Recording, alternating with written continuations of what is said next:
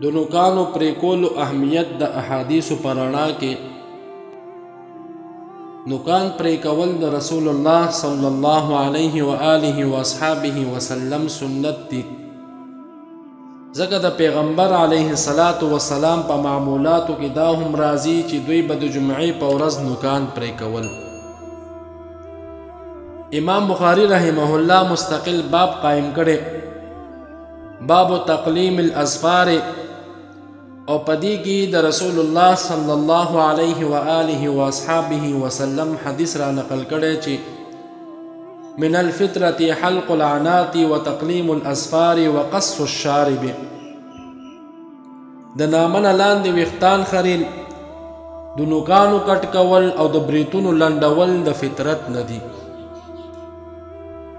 یعنی دا سنت قدیمه او د پیغمبر علیه الصلاة والسلام سنت دی.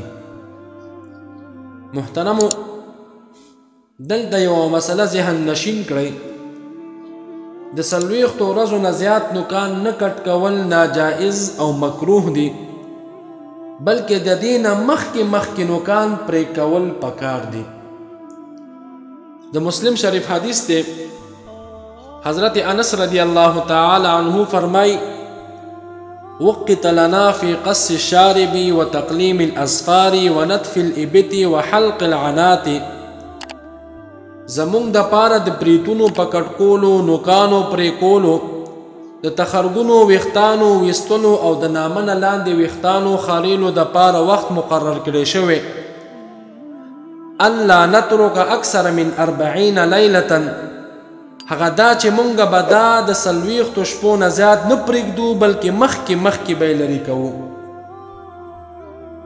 او په در مختار کې ذکر دی وکره ترکه وراء ال40، د 40 ورځو نه زیات د مذکوره شیانو پرېښودل او نه لرې کول مکروه ګرځول شوي. علامه شامی رحمه الله د دې په تشریح کې فرمایي وكره تركه اي تحريما يقول المجتبى ولا عذر فيما وراء 40. د 40 ورځو نه زیات مذکوره شیان پرېښودل مکروه تحریمي دي، او علامه مجتبى وایي چې د 40 ورځو نه په زیاتو کې عذر هم مقبول نه دی. بله دا چې د چا نوکان غټ وي او نی پرې کوي، نو علماء لیکلي چې د داسې سړي رزق به تنګ وي.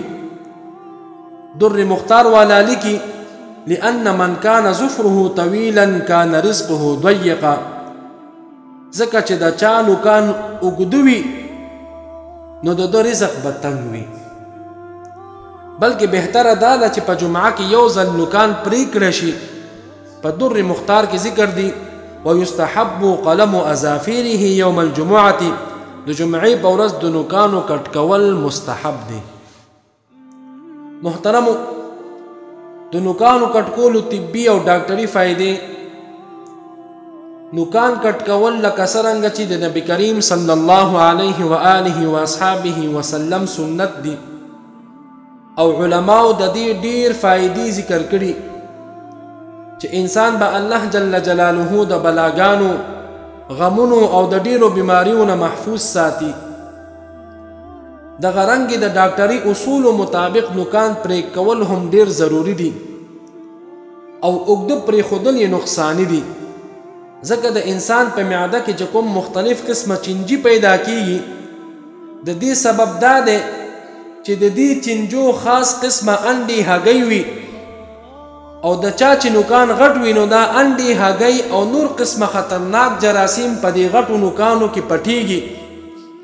بیا چې کله انسان خوراک کوي نو د خوراک په وخت دغه انډي او جراثیم د دننه معدې ته لاړ شي، او هلته د دې نه د چینجو پیدا کېدلو سلسله شروع شي.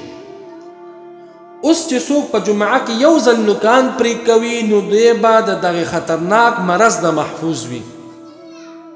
بیا خاص کر د ډاکټرانو تحقیق دا دی کومې زنانه چې نوکان غټ ساتي نو د دې په وجه دغو زنانو ته د وینې د کموالي بیماری پیدا کیږي او په نفسیاتي مرض کې مبتلا کیږي. بلکې ماهرینو خو تر دې پورې لیکلي چې د نوکانو غټولو په وجه انسان په داسې خطرناک نفسیاتي مرض کې مبتلا کیږي چې ډیر کله ته انسان خودکشي طرف ته مائله کوي. محترمو، رب کریم دې موږ او تاسو ته د محبوب علیه السلام په سنت باندې د عمل کولو توفیق نصیب کی. وما علينا إلا البلاغ وآخر دعوانا أن الحمد لله رب العالمين.